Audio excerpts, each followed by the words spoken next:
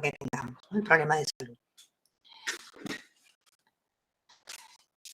Cuando nosotros tenemos un problema de salud, como dice acá, el fenómeno epidemiológico se percibe cuando se presenta más de un caso. Es ahí donde realmente se genera el problema.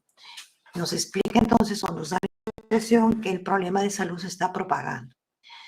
¿Cuál es la expresión estadística de esta propagación? Es la frecuencia.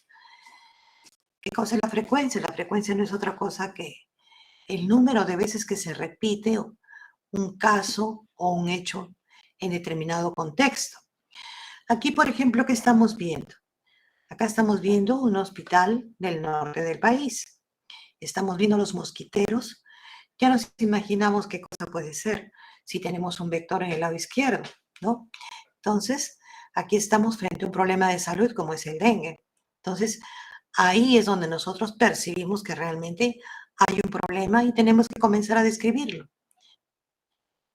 Para eso son estas medidas, esa es la utilidad de estas medidas. ¿Qué cosa es lo primero que tenemos que hacer nosotros frente a un problema de salud? Tenemos que iniciar el análisis epidemiológico del problema. ¿Y con qué comenzamos? Comenzamos a cuantificar. Nos preocupa qué tan grande es el problema, ¿no? Cómo se está propagando. Entonces, para eso tenemos que trabajar todas estas primeras medidas de acá, que son las medidas de frecuencia.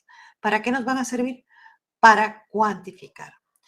Una vez que hemos cuantificado, tenemos que ver a qué está asociado este problema y entonces comenzamos a trabajar con el segundo grupo de medidas, que son las medidas de asociación.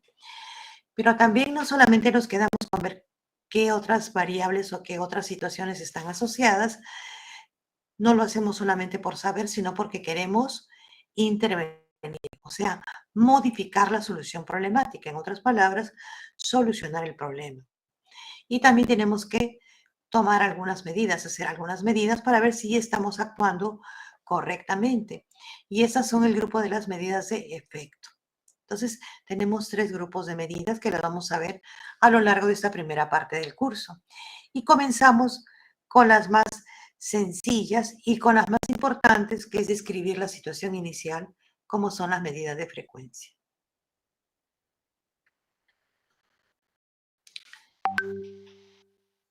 ¿Qué es importante? ¿Qué mediciones de frecuencia son importantes? La magnitud del daño y la velocidad de propagación. Estas 2 mediciones son muy importantes. Dice qué tan grande, qué tan extendido es el problema y con qué rapidez se está propagando.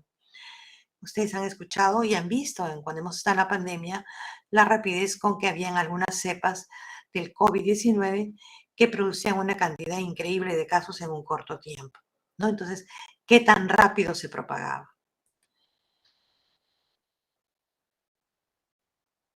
Entonces, hemos visto que la primera parte de la descripción del problema epidemiológico es la cuantificación. ¿Qué tan grande? Aquí, por ejemplo, vemos algunos que están con procesos respiratorios, vemos otro por aquí, y así vemos que ustedes mismos lo habrán percibido, ¿no? Cuando hay alguien resfriado en el grupo, no tarda pues unos cuantos días en que ya se enfermó otro y otro, y de repente muchos del grupo están enfermos. Uno ya están restableciéndose y recién están cayendo otros. Y el problema es que cuando son vías respiratorias, ahí no queda el asunto, sino que ustedes van a sus casas y siguen contagiando a las familias en su entorno, ¿no? Entonces, fíjense lo importante que es tener en cuenta esto, porque no solamente hay contactos extradomiciliarios, sino también intradomiciliarios y todos ellos se contagian. ¿Qué cosa es cuantificar? Cuantificar es medir. Entonces, tenemos que encontrar formas de medir el fenómeno epidemiológico. Y estas preguntas o esta forma de cuantificar deben responder algunas preguntas. Por ejemplo, ¿cuán frecuente es el problema de salud? Entonces, contamos el número de casos y ese contar el número de casos es la frecuencia. Aquí, por ejemplo, tenemos un grupo. En los rojos son los casos y los amarillos son los no casos. En este grupo, por ejemplo, tenemos aquí 2, 5, tenemos 6 casos en este grupo de población. Entonces, ¿cuán frecuente es el problema? Para decir cuánto se repite el problema, contamos el número de casos. ¿Cuán rápido se propaga? Ahí ya tenemos otra característica un poquito más diferenciada, que son los casos nuevos. Hemos tenido un grupo de enfermos y ¿cuántos enfermos nuevos hay? Aquí tenemos entonces los casos nuevos que se han generado a partir de estos casos que ya existían en la población. Se han seguido contagiando y estos son los casos nuevos. Entonces ya tenemos el concepto del caso y de los casos nuevos que nos va a indicar cuán rápido se propaga. Entonces, las preguntas cuán frecuente es y cuán rápido se propaga son respondidas con las medidas de frecuencia.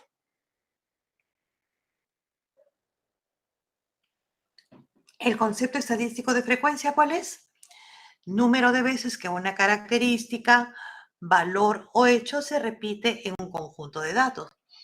Este conjunto de datos puede tratarse de una población o de una muestra. Y esto es importante porque en epidemiología interesa clasificar y contar cada unidad de observación que presenta una determinada característica, ya sea valor o evento, y obtener un resumen. Porque si nosotros más decimos, hay 5, hay 6, nos interesa tener un resumen, o sea, decir cuántos casos hay de una población determinada. Entonces, siempre es importante referir a algo, ¿no? Nos interesa entonces contar esta característica y decir, hacerla, establecer un resumen. ¿Cuáles son esas medidas de frecuencia? Son dos importantes, la prevalencia y la incidencia. La prevalencia que ya la vimos en una primera parte, que eran los casos antiguos y nuevos, o sea, todos los que están en una población. Entonces, el concepto de prevalencia es el siguiente, es parte de la población afectada por un problema de salud y que comprende los casos antiguos y casos nuevos y nos da una idea de la magnitud del problema, ¿no? Entonces, ¿qué tan difundidos en la población en ese momento? Entonces, aquí tenemos todos los casos, acá hay 6 casos en esta población. En cambio, para la incidencia que tenemos, la incidencia es el número de casos nuevos de un problema de salud que se producen en un tiempo específico y en una población susceptible. Y expresa qué cosa, la velocidad de propagación. ¿Cuántos casos se generan a partir de un caso? ¿No? ¿Cuántos casos nuevos? Entonces, miren, acá tenemos nosotros al inicio, ¿no? Estas personas susceptibles y cuántas van enfermándose y convirtiéndose en casos, ¿no? Caso 1, caso 2, y aquí tenemos, por ejemplo, un deceso, uno que ha fallecido, ¿no? Tenemos todo el año 2018 acá, por ejemplo, ¿no? Esta es la población sujeta a riesgo. ¿Cuál es la población sujeta a riesgo? Quiere decir que es la población que no se ha enfermado. ¿Y sujeta a riesgo a qué? A riesgo de enfermar. O sea que en el momento que se comienza a contabilizar, no tiene el problema. Y por eso es que estos casos se van a ir produciendo y tenemos la confianza de que son casos nuevos, ¿no? Esa es la característica de la incidencia.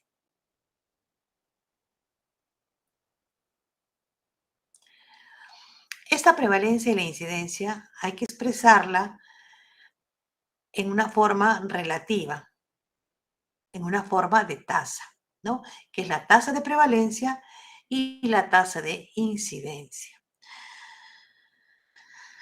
Antes de pasar al concepto de tasa, es bueno recordar otras medidas más, ¿no? Que es la razón. La razón, si nosotros observamos, el numerador y el denominador son diferentes o son excluyentes. ¿Cómo es la razón? La razón es A sobre B. En cambio, en la proporción, el numerador está incluido en el denominador, o sea, la proporción es A sobre A más B.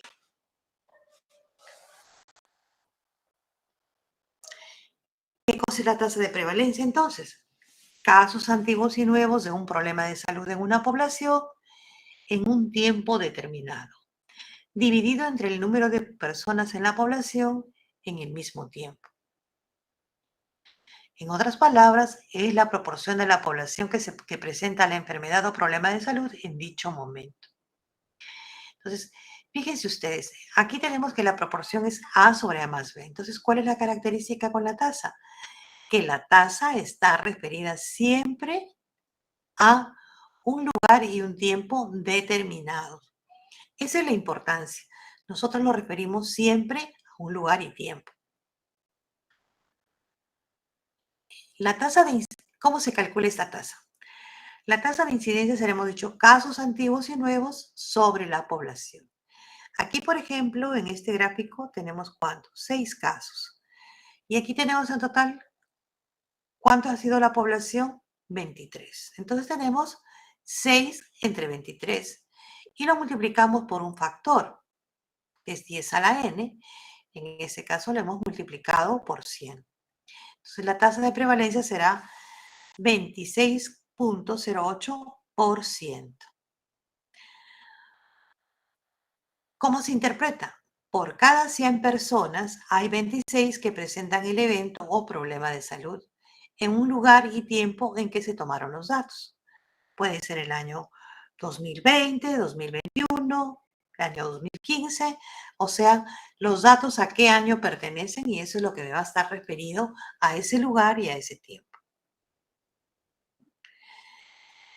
¿Cómo puede ser además la prevalencia? La prevalencia puede expresarse en dos formas, la prevalencia de punto y la prevalencia de periodo o lápsica. ¿Cómo es la prevalencia de punto? Cuando se establece un punto o momento en el tiempo y se relaciona con el total de casos existentes en dicho momento con la población.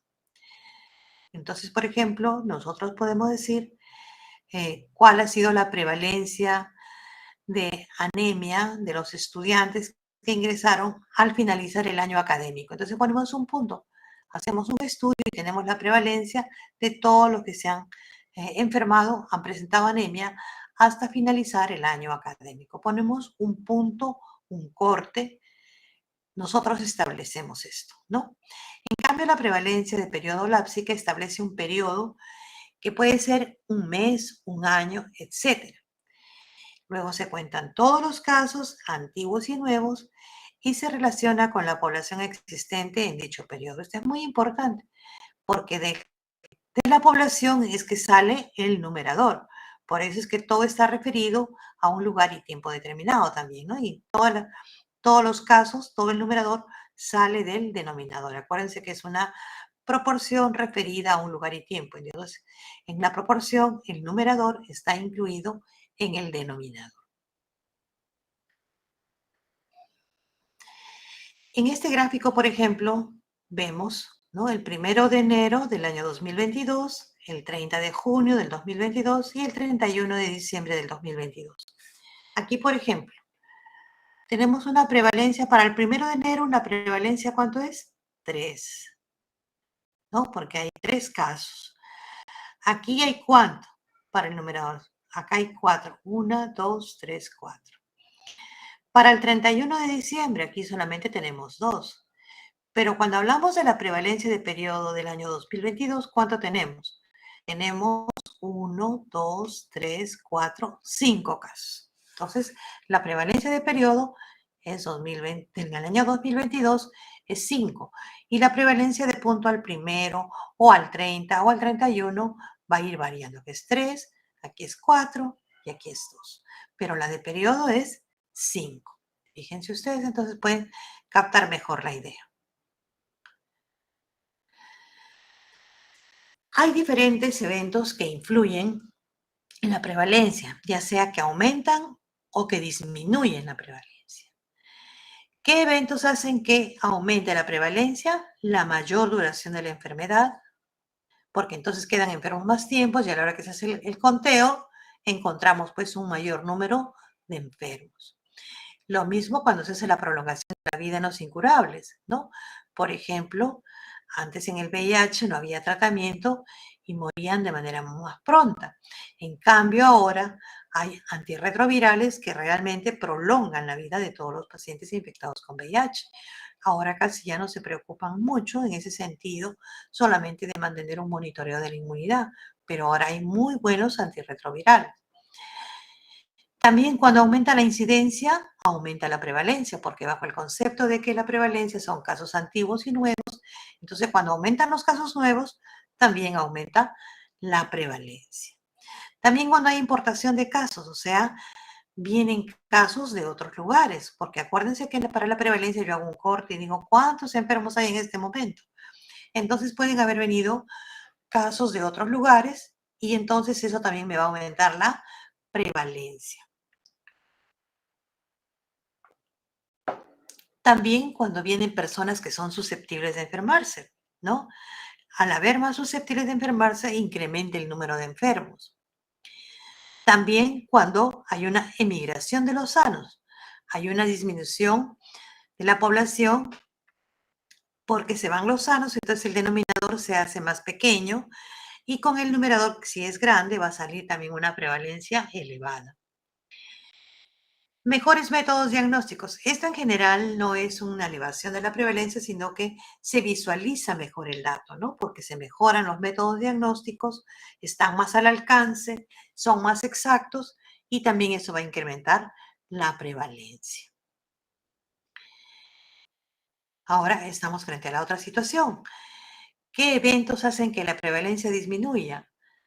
Cuando la enfermedad es más corta, cuando hay una elevada tasa de letalidad por la enfermedad. ¿Qué cosa quiere decir letalidad? Que las personas se enferman y pueden llegar a la muerte. Entonces, si se mueren, ya no se contabiliza como enfermo, sino ya pasa a formar parte de la tasa de mortalidad. Entonces, en esa situación también puede disminuir la prevalencia. Cuando disminuye la incidencia, disminuyen los casos nuevos, entonces también la prevalencia disminuye. Inmigración de personas sanas, o sea, vienen muchas personas sanas, entonces el denominador se incrementa y entonces disminuye aparentemente la prevalencia. Cuando se van los casos, claro, si se van los casos, el numerador es más pequeño, entonces también la prevalencia disminuye. Lo mismo ocurre cuando incrementa la tasa de curación de los casos. Si se curan muy rápidamente o de manera más segura, entonces también va a disminuir el número de casos y la prevalencia va a ser menor.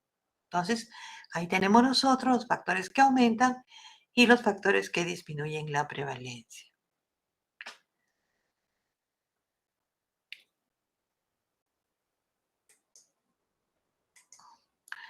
¿Alguna pregunta hasta acá?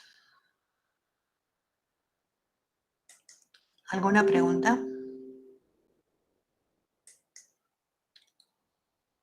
Licenciada, ¿qué tal? ¿Me escucha? Sí. Buenas noches. Licenciada, la prevalencia de punto, ¿me podría dar un ejemplo más, por favor? A ver, por ejemplo,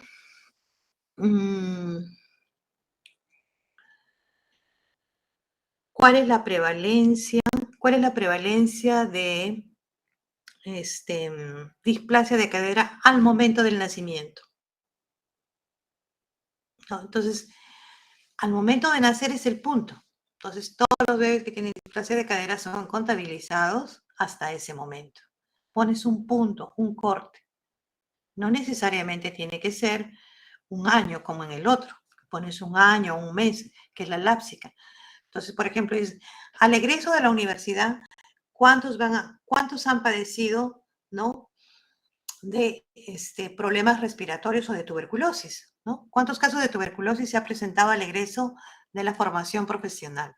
Entonces ahí tú tienes un punto, ¿no? De todo un recorrido de la carrera profesional, pero has puesto una prevalencia hasta ese punto, hasta el egreso de la carrera profesional. Marcas tú un corte hasta donde tú quieres estudiar o contabilizar, que no necesariamente es el tiempo como es un año, 2 años, no, sino tú pones, también puede ser hasta el día 15, hasta el día 20 o hasta el mes de agosto, puede ser también que tú pongas un punto de corte hasta ahí. A diferencia de la lápsica, que puede ser un mes, un año, lo que tú desees estudiar, ¿no? Básicamente es eso. Periodos largos, ¿no, licenciada? No necesariamente largos, puede ser un mes, puede ser un año. Tú estableces el tiempo que quieres, un periodo de tiempo. En cambio, en el Ah, otro, ok, ok. como un hecho, Comprendo, licenciada. Comprendo, como profesora. ujú, alguna característica especial, un hecho, y tú pones hasta aquí nomás, ¿no? Un hasta aquí para poder contar. Ok.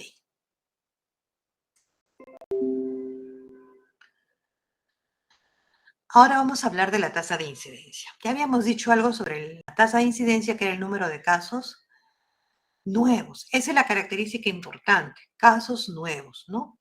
Y que se producen en un periodo de tiempo específico en una población susceptible de desarrollar el problema de salud. Eso, la población susceptible no es cualquier persona de la población, sino aquella que no ha presentado el problema. La susceptible es la persona sana que se puede enfermar. Tiene la probabilidad de enfermar, pero que no está enferma. Justamente cuando se enferma, constituye el caso nuevo. Aquí también el periodo de tiempo puede ser un día, un mes, un año, etc. Pero ¿cuál es lo importante? Que la población al inicio del periodo debe estar libre del problema de salud. ¿Por qué dice un día? Supongamos que nosotros estamos bien, todos estamos bien, y acudimos a un evento que es un congreso y como recibimiento del congreso nos dan pues un agasajo, hay un buffet y todos nos servimos del buffet. Todos hemos llegado bien y no pasa ni 2 horas del buffet y todos estamos mal. Estamos con vómitos, con diarrea, estamos con un cuadro de una gastroenterocolitis producida por una toxina. Ahí solamente tenemos que contar los casos que se han producido en un día. Y esa es una forma especial de medir incidencia que se llama tasa de ataque. Más adelante vamos a comentar acerca de esto. ¿Por qué? Porque es una incidencia especial que se ha producido en el contexto de un brote, ¿no? Un brote porque no teníamos nada y de repente, si hemos sido 90 personas, hay unas 30 personas que estamos con el problema. Entonces es un brote y ha sido por una toxina alimenticia. Entonces, ahí también eso es una incidencia, porque vamos a hacer el estudio en un día o de repente hacemos un seguimiento de los otros días si alguien más vuelve a presentar el cuadro, pero no es un tiempo largo, a eso me refiero. Entonces, el tiempo se puede establecer en un día, un mes, un año. En cambio, por ejemplo, ustedes en la pandemia veían que se tenía semana a semana, ¿no? De repente hacían diario, de acuerdo a la gravedad o lo que querían estudiar, iban presentando los casos de COVID, ¿no? Generalmente era por semana lo que estaban presentando para tener una secuencia y el comportamiento del problema de salud. Entonces, lo importante para la tasa de incidencia, como son casos nuevos, es que la población al inicio del periodo debe estar libre del problema de salud. ¿Qué expresa la incidencia? La incidencia es una probabilidad que tiene una persona sin el problema de salud de sufrir dicho problema en un tiempo determinado. Si yo calculo la incidencia en un año, es la probabilidad de sufrir ese problema en un año. Si lo hago en una semana, será en una semana. Si es un día, un mes, lo que yo tome, será en ese lapso de tiempo según yo la calcule. ¿Cuál es la fórmula de la incidencia? Número de casos nuevos en un lugar y tiempo sobre la población con el riesgo de enfermar en el mismo lugar y tiempo. Y por 10 a la n. Unos dirán, ¿por cuánto a la n? El 10 a la n generalmente hay para algunas tasas que ya están establecidas, para 1000, 10,000, 100,000, pero ahora he visto que están mucho más flexibles. ¿Y por qué están flexibles? Porque si yo, por ejemplo, les digo, ¿cuánto es la tasa de incidencia? Es 0.005 por 100. Entonces, cuando digo 0.005 por 100, tú no percibes mejor, ¿no? Un número exacto, ¿no? De personas que puedan presentar este problema de salud en un número determinado de la población. En cambio, si yo te digo, 1 de cada 1000 presenta el problema de salud, inmediatamente sí, ¿no es cierto? Yo me doy cuenta cuando te digo 1 de cada 1000, pero si yo te digo es 0.005 por 100, por decirte, no llegas a captar. Entonces, generalmente uno pone el 10 a la n hasta que por lo menos tenga una unidad entera.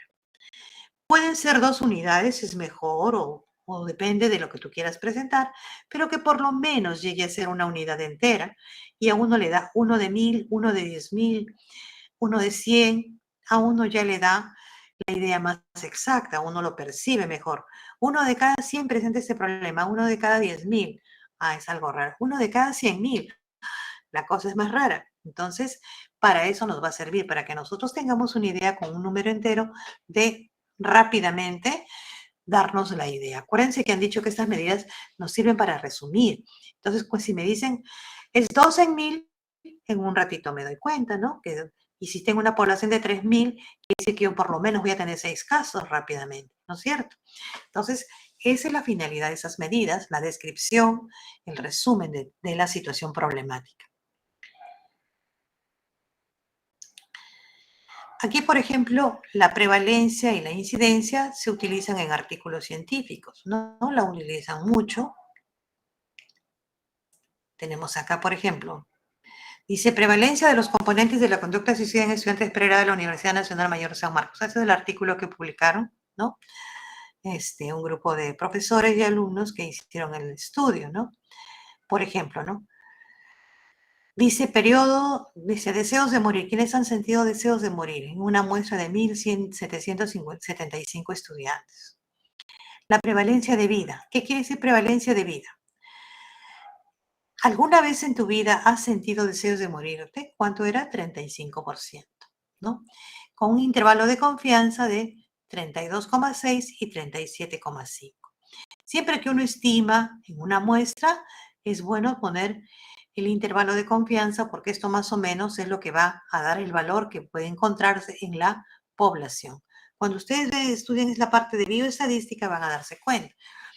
En la muestra se encontró esto y cuando yo aplico quiero extrapolar a la población, ¿no? Con un 95% de confianza, quiere decir que el porcentaje puede oscilar entre 32,6 y 37,5, el verdadero valor de la prevalencia. El último año has tenido algún deseo de morir, 13,9. El intervalo de confianza entre 12 y casi 16, ¿no? En los últimos 6 meses, en el último mes, ¿no? Pensamientos suicidas, prevalencia de vida, el último año, los últimos 6 meses. Entonces acá está clasificado, ¿no? Te ponen algo así, un periodo, un periodo de tiempo, ¿no? En la vida, el último año, los últimos 6 meses, el último mes, hay un periodo de tiempo. El plan suicida, intento suicida.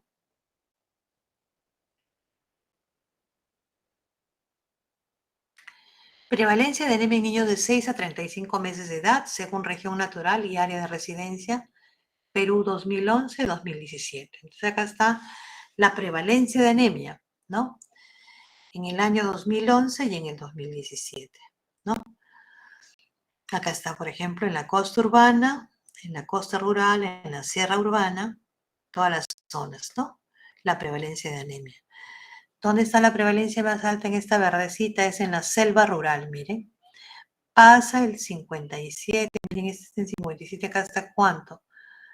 Entre 55 y 65 serían más o menos, está en 60 esto casi, ¿no? Fíjense ustedes. Ese es en el año 2014, en donde tiene el pico más alto.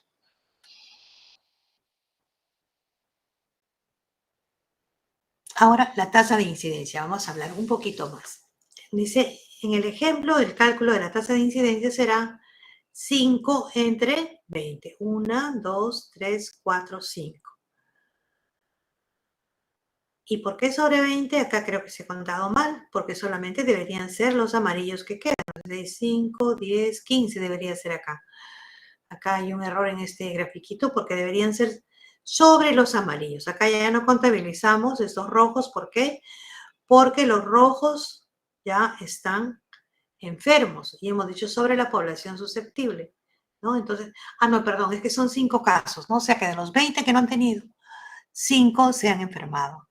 1, 2, a ver, 4, 5, 10, 15, sí está bien, 20. Y 5 se han enfermado. No se cuentan los rojos porque los rojos ya venían enfermos. Los únicos casos nuevos son los que tienen la letra N. Entonces, ¿cómo calculamos? 5 casos nuevos entre 20. 5 entre 20 da 25%, ¿no? 5 entre 20% es igual a 25%. ¿Cuál será su interpretación? Existe una probabilidad de 25% de tener el evento problema de salud en la población sujeta a riesgo. ¿En dónde? En el lugar y tiempo en que se tomaron los datos. Ahora, esta medición es la que se denomina incidencia acumulada, porque hay otra medida que es un poco más compleja y que por ser un curso básico no la tocamos, que es la densidad de incidencia, en la cual hay otro tipo de denominador, que es persona-tiempo, que ahorita no quiero mencionarlas para no confundir más, solamente les digo que hay otra medida que se llama densidad de incidencia, pero esta que estamos calculando aquí se llama incidencia acumulada.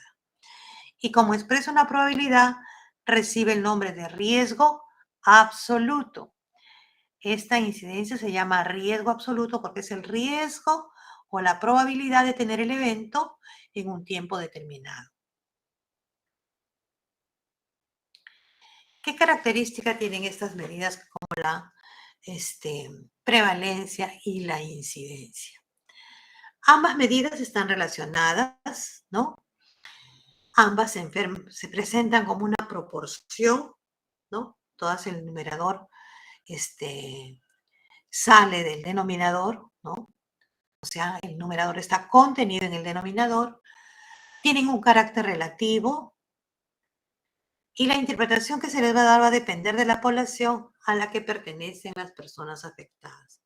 Fíjense ustedes qué importante es o qué cosas están representando cada una.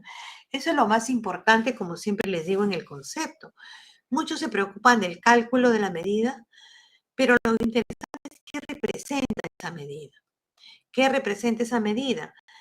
Si la prevalencia es más grande, nos dirá pues que el problema de salud está muy difundido, que es grande, hay mucha población que está enferma. Pero si de repente calculo la incidencia y la incidencia es baja, entonces la incidencia es baja, pero en cuanto a la prevalencia es bastante alta. ¿Qué puedo pensar? Una incidencia baja, pero la prevalencia es elevada. ¿Qué puedo pensar? ¿Qué pensarían algunos de ustedes con una incidencia baja, pero una prevalencia alta? ¿Qué se les ocurre? ¿Alguien tiene alguna idea? En una situación así, calculan la incidencia es baja, pero la prevalencia es alta. ¿Qué quieren decir? ¿Cómo lo interpretan?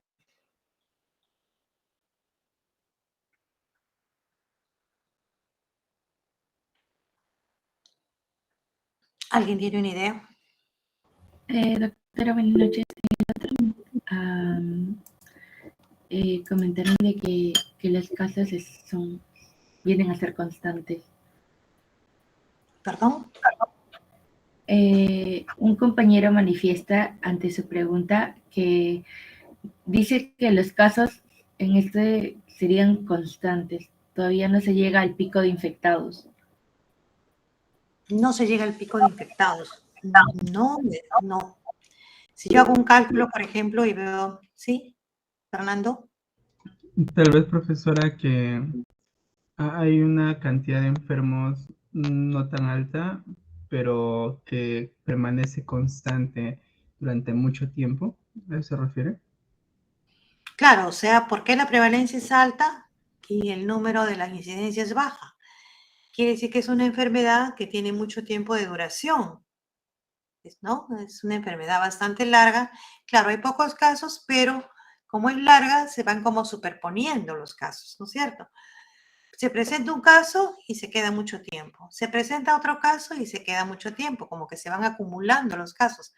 Entonces la incidencia no es muy grande, los casos nuevos no son muchos, pero como la enfermedad es casi crónica, es muy larga, entonces la prevalencia es elevada. Porque acuérdense que la prevalencia son casos antiguos y nuevos. Pero como ese caso nuevo, el que se enferma no tiene cuándo curarse, entonces se van acumulando y voy a encontrar una prevalencia alta con una incidencia relativamente baja. Entonces, para eso me sirven las medidas estas, para que yo piense qué naturaleza tiene el problema. No es solamente para hacer el cálculo, como el cálculo lo hace cualquiera, hace el programa del Excel, les da los datos en un ratito, pero yo tengo que pensar qué me está describiendo esos datos que tengo, ¿no? Si, por ejemplo, de repente tengo que se presentan muchos casos, ¿no?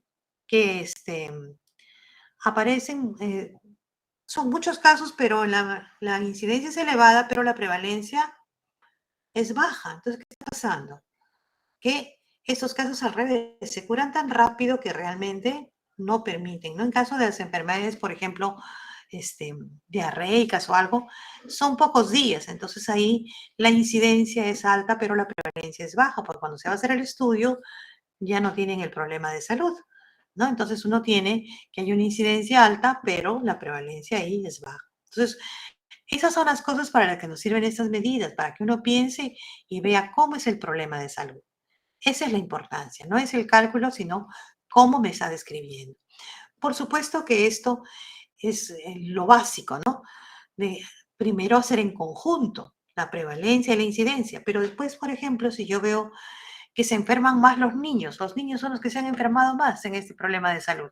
Entonces comienzo a hacer la prevalencia, la incidencia, si es factible, por grupos de edad, por sexo, los que viven por este lado, los que viven por el otro. Cuando yo comienzo a sospechar de algún factor que los esté enfermando, entonces calculo en las distintas zonas geográficas. Por ejemplo, si estoy pensando en un agua contaminada, calcularé todos mis descriptores que reciben el agua versus los que no reciben el agua. Entonces, a ver, son iguales, cuál tiene más, cuál tiene menos, a qué está expuesto uno, a qué está expuesto el otro, y voy calculando y comparando. Entonces, fíjense ustedes qué útiles son estas herramientas. Así sencillas como las ven, pero ¿quién les da realmente vida e importancia? Es el razonamiento que yo haga, el razonamiento epidemiológico, y eso es lo que siempre les digo a los estudiantes. El razonar es lo que le da sentido a las cosas. El cálculo, tenemos ahora las máquinas que lo hacen en un ratito. Y ahora uno está preocupado. Imagínense, hay un montón de cosas. Los que se han informado sobre inteligencia artificial deben estar un poco preocupados, ¿no? Porque ahora realmente hay tantas cosas. Hay un avance que uno ya, como dicen, algunos es irreal todo lo que está ocurriendo. Y entonces, ¿en qué posición vamos a quedar nosotros si no aprendemos a razonar, a ser los que aprendan a manejar estas cosas? Entonces, tenemos nosotros que siempre mantener ese razonamiento especial, porque eso es lo que dicen, que hasta ahora no se puede superar mucho, ¿no? Hacen los algoritmos y cosas, pero es muy mecánico. Solamente el hombre con su razonamiento es el que todavía se protege de eso. Entonces tenemos que ensayar bastante, no ser tan mecánicos. Pensar siempre en esas cosas, en esos detalles, si pasa esto, cómo va a ser lo otro, siempre encontrar un contexto para poder pensar adecuadamente. Sigamos entonces con esto. A ver.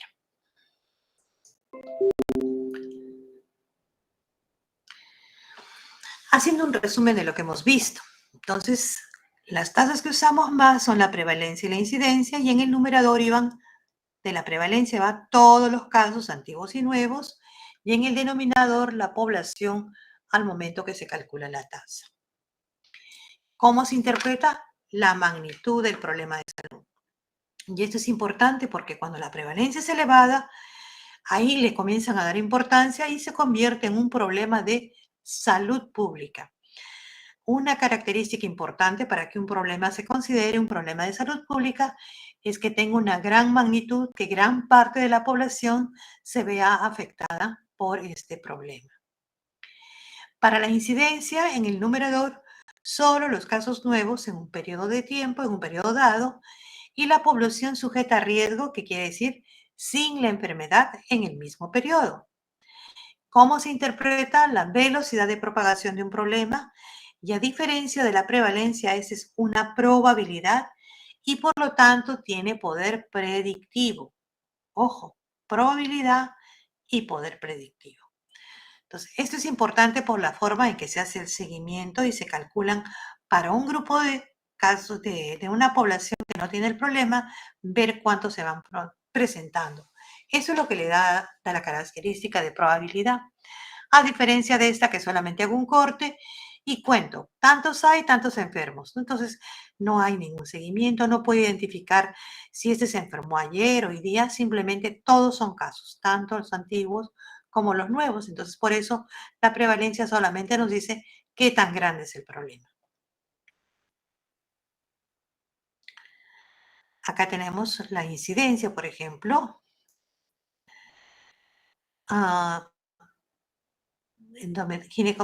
Tasa de incidencia acumulada de infecciones asociadas a procedimientos y cirugías en ginecobstetricia y cirugía, ¿no? infecciones asociadas a los procedimientos, ¿no? Aquí tenemos, por ejemplo, endometritis postparto vaginal, endometritis por parto por cesárea, infección de sitio quirúrgico por cesárea, o sea, todas las tasas de incidencia acumulada. ¿Cuántos casos se han producido en cada uno de los establecimientos de salud? ¿No? Acá dice 86 casos, 161, entonces el número de casos, número de procedimientos que se ha hecho y la tasa de incidencia nacional. Acá también hay explicación de esas medidas por percentiles y por categoría del establecimiento. Pero lo que se ha trabajado son las tasas de incidencia acumulada. Incidencia acumulada es la que acabamos de ver, que entran sin el problema de salud y luego presentan el problema. Entonces eso se llama incidencia acumulada. ¿Para qué año? Para el año 2021.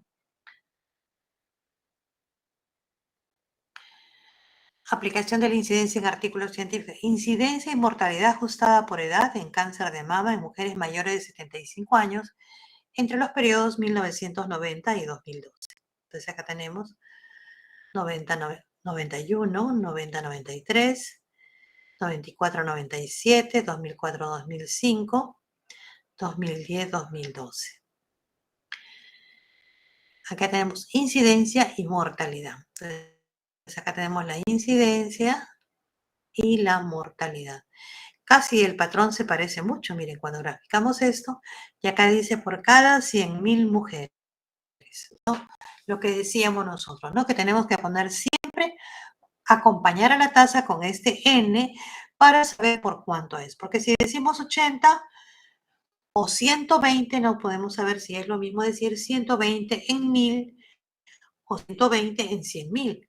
Entonces, por eso que tenemos que siempre, como yo les digo a los estudiantes, las tasas tienen nombre y apellido. El apellido es el 10 a la N que tienen que poner de todas maneras para que uno sepa realmente qué tan grande es el problema, ¿no? Ahora, el otro aspecto importante es la mortalidad. La mortalidad, como bien nos dice acá, nos expresa la velocidad de propagación de un daño o de un problema de salud a través del evento final de su historia natural. ¿Cuál es el evento final de la historia natural? La muerte, ¿no? Entonces, expresa la velocidad de propagación. Si ustedes ven o recuerdan cómo era la pandemia de COVID cuando no habían las vacunas, todo el que se enfermaba casi se moría, ¿no? Eran pocos los que se han estado realmente recuperando por distintos factores, a veces propios de la persona, como también propios de los servicios de salud y propio por los insumos. No había oxígeno, no había cama, es decir, han habido varios factores que han contribuido a que se eleve la mortalidad, ¿no? Entonces dice, desde el punto de vista conceptual, la tasa de mortalidad es una tasa de incidencia. Claro, porque el que se muere una vez. Es como un evento nuevo, un caso nuevo, ¿no? Y relaciona las muertes ocurridas en un periodo de tiempo determinado con la población que se encontraba viva al inicio del periodo. Entonces, esa es la tasa de mortalidad y es la mortalidad general. El número de defunciones sobre la población total por 1000. Esta tasa de mortalidad generalmente es por 1000. Si yo creo que no me sale un número entero, de repente puedo poner por 10.000. Y esto, por ejemplo, yo me he dado cuenta que están más flexibles, inclusive en las publicaciones de la OPS y la OMS, porque antes eran más restringidos a que decían, ese es por 100.000, ese es por 10.000. Pero como las cifras van cambiando, ahora el concepto que se tiene es que por lo menos haya un dígito entero para que nos dé una idea más clara de lo que estamos describiendo, ¿no? Como digo, también pueden ser 2 dígitos, pero tienen que poner por cuánto lo han multiplicado. Acá tenemos la tasa bruta de natalidad y mortalidad desde 1950 al 2050, ¿no? Cuando vean estadística van a darse cuenta que esto no está muy bien hecho porque eso no es adecuado poner así los números, tenemos que voltear la cabeza para estar mirándolo, pero bueno, fíjense ustedes, ¿no? La natalidad cómo ha ido descendiendo, ¿no? Para el 2049, que era en el año 50, a 11,3, ¿no? Y la mortalidad ha ido descendiendo. ¿Y qué va pasando? Y aquí, ¿por qué hay un ligero incremento? ¿Por qué? Porque en este momento hay un aumento aumento de la población adulta mayor. Aquí, esas partes de aquí, era porque era elevada la mortalidad infantil. Se ha mejorado la mortalidad infantil, pero ¿qué pasa por esa parte de acá? Ha comenzado a incrementarse la población adulta mayor y bueno, la población adulta mayor que ya llegó a su esperanza de vida y como ha disminuido notablemente la natalidad, entonces esto se ve como un incremento de la mortalidad, pero es a predominio de las personas de la tercera edad. Entonces, es importante, pero fíjense la manera de descender la natalidad. Y eso sigue descendiendo más todavía porque en los países de Europa, por ejemplo, le llaman por eso poblaciones viejas, porque no hay una población menor de 15 años realmente acorde a la distribución poblacional, ¿no? No tienen personas jóvenes ahí. Todas son personas de la tercera edad. ¿Qué otras tasas de importancia tenemos? Tenemos la tasa de letalidad, que más que describirnos la mortalidad como en el otro lado, que era la probabilidad de morir, porque la otra, como es como una incidencia, nos da la probabilidad de morir, esa nos va a decir qué cosa, la gravedad de una enfermedad. Convencionalmente, esta tasa es por 100. Casi todos es por 100. ¿Cómo se calcula? Número de defunciones por la enfermedad A sobre el total de casos de la enfermedad A. Por eso es que mide la gravedad de una enfermedad. Por ejemplo, cuando ustedes no sé si han escuchado el ébola, ¿no? Se enfermaban 10 personas y se morían 8, si es que no eran las 10. Entonces ahí es una letalidad elevada. Por eso que cuando hablaron de las infecciones por ébola, todo el mundo se horrorizaba. Nadie quiere estar cerca de los problemas donde hay ébola porque la letalidad es muy grande. Son pocas las personas que logran salvarse, ¿no? Entonces hay que estar muy atentos para ese tipo de problemas de salud. Hay unos problemas de salud que son realmente graves, muy graves. Y esto nos va a medir la letalidad. O sea, la gravedad de la enfermedad se mide con la letalidad porque son cuántas personas se mueren por una determinada enfermedad. Y la forma más convencional es por 100. Por eso que acá lo pongo con rojo, porque esa es una de las pocas que todavía se mantiene por 100. La tasa de ataque, lo que teníamos antes que por ahí he visto la pregunta, es la misma tasa de incidencia, solo que es la incidencia que se calcula en una situación de brote o epidemia. Y usualmente también se expresa como un porcentaje. Eso que les expliqué, por ejemplo, era una situación de brote, porque brote no había nada y de repente de la nada aparecen 30 casos, ¿no? ¡Pum! Se prende. ¿Por qué? Porque ha habido una enfermedad transmitida por alimentos, lo que llaman las ETAs, un alimento contaminado y que hace que todas las personas se infecten. Entonces, la tasa de ataque es una tasa de incidencia, pero que se le llama de ataque porque se da cuando hay una situación de brote o epidemia, ¿ya? Entonces, pero es la misma tasa de incidencia. Acá, por ejemplo, tenemos casos de funciones y letalidad por COVID-19 en las regiones. Casos de funciones y tenemos la letalidad para cada uno de ellos. Miren, acá tenemos una letalidad en esta, por ejemplo, en La Libertad 6.61, en Ica 5.60, en Piura 5.20, ¿no? Entonces, es la gravedad de la enfermedad. La letalidad puede darse por varias situaciones, como digo, ¿no? Porque hay veces los servicios de salud colapsan con facilidad. No hay muchos servicios de salud y colapsan porque no pueden atender a toda la población que se infecta. Miren, en Lima han habido más defunciones, más casos, pero la letalidad es 3.73. Pero la más alta ha sido en Ica, 5.60, ¿no? Entonces, fíjense ustedes.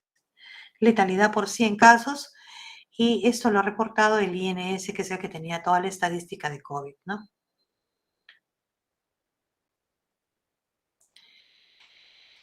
Evolución anual del número de casos y letalidad por dengue. Perú 2000-2018. Miren, acá están todos los casos de dengue en el 2017, el fenómeno del niño costero, de una categoría muy fuerte y tuvo la mayor cantidad de casos de letalidad por dengue, ¿no?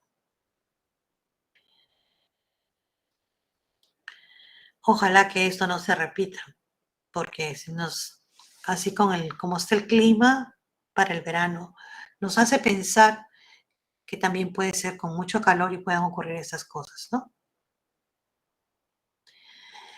¿Qué podemos decir como observaciones a la prevalencia? La prevalencia puede considerarse como la medición de un corte en la población, ¿no? En un momento o tiempo determinado y se establece quién está y quién no está enfermo. Es como una fotografía la prevalencia, ¿no? En un momento dado, yo veo cuántos hay enfermos y cuántos están sanos. Estos casos son los que aportan al numerador de la tasa de prevalencia y el denominador será toda la población estudiada de dónde salieron los casos. Ese es un concepto muy importante. O sea, tengo esta población y de ahí saco los casos que van al numerador. Haciendo esta clasificación, no se sabe cuándo apareció la enfermedad ni cuánto está durando. No se sabe si tiene un mes, un año, un día, ¿no? Dando como resultado que no hay una medida del riesgo. Con ese tipo de característica de medir, no hay una medición del riesgo. Si queremos evaluar el riesgo de enfermar, debemos usar la incidencia, porque en esta solo se incluye casos nuevos y se tiene el periodo de tiempo específico durante el que se produjeron los casos. Entonces, la prevalencia no nos va a dar una medición de riesgo, solamente nos dice cuán grande es el problema. En cambio, la incidencia, ¿qué es lo que nos dice? Cuando se quiere estimar la incidencia en una población, es importante que en una situación basal se realice, si es posible, un tamizaje para la enfermedad con la finalidad de establecer aquellos que no tienen enfermedad. Lo mejor es asegurarse que no tengan la enfermedad que uno va a estudiar. Por eso es que se llama población a riesgo. Este grupo poblacional es el que va a ser seguido u observado por el tiempo que se determine. Entonces, eso es importante, ver que realmente sea una población sujeta a riesgo. ¿Qué más? Durante el seguimiento se hace un monitoreo, ¿no? Para detectar si alguien ha desarrollado la enfermedad. Y de ser así, ese sería un caso nuevo o caso incidente y forma parte del numerador de la tasa. Entonces uno hace el monitoreo para que cuando encuentre los casos, los vaya ubicando en el numerador. El denominador lo constituye la población que inició el seguimiento y que no tenía la enfermedad. Entonces, esto es muy importante, este concepto para la incidencia. Creo que esto es todo lo que hay. Exactamente. ¿Preguntas?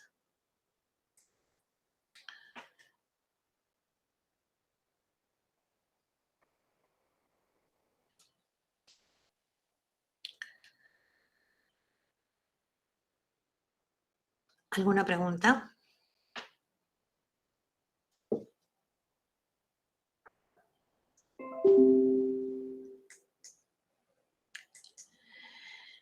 Registren su asistencia, por favor. Vamos a dar 5 minutos nada más para el registro.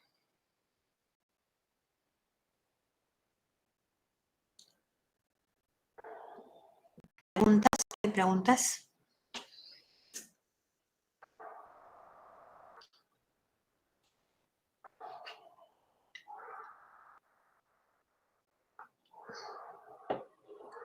Ahora, cuando yo llego a estudiar un problema de salud, a hacer un estudio de campo, a mí nadie me dice, vas a calcular la prevalencia, vas a calcular la incidencia. O sea, no, yo tengo que buscar qué medidas son las que puedo calcular para que me describan mejor. Como digo, puedo hacer una medición general, pero después, conforme voy avanzando, voy diciendo, ¿no? Voy a calcularlas, estas medidas por sexo, por grupos de edad, por ubicación geográfica, y eso me va a dar muchas luces para encontrar la raíz del problema, porque finalmente cuando yo voy a estudiar una situación problemática, no solamente es por divertirme, ¿no?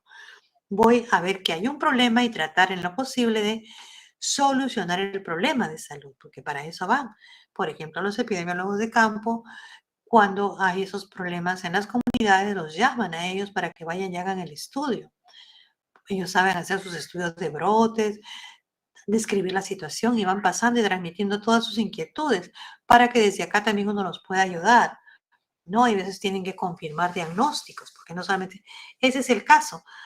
Pero ¿cómo sabe que es el caso? Hay que hacer pruebas de laboratorio, por eso que una cosa importante es que cuando se está estudiando un brote, primero hay una confirmación de casos, porque si de repente no es el brote que estoy pensando y son casos de otra cosa, entonces hay que confirmar el brote mediante la confirmación de casos, ¿no? Eso es muy importante. Ok, ¿no hay más preguntas?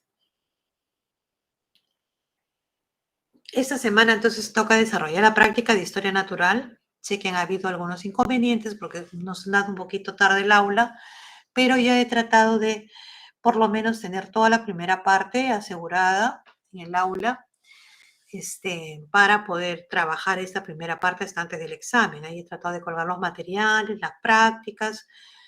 No se olviden de ver cuándo tienen que subir ustedes sus tareas, ¿no? Para que no haya problemas con los docentes, ¿no?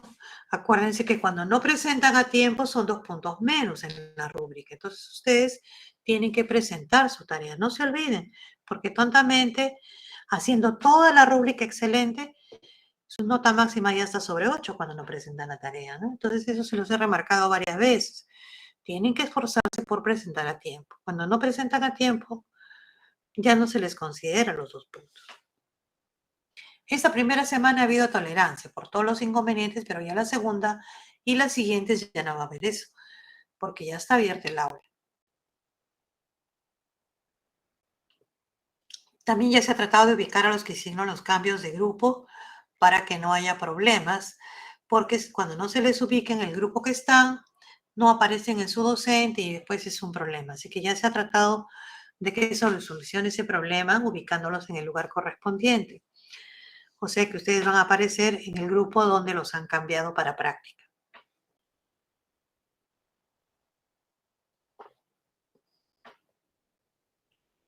No sé qué otra pregunta más tengan.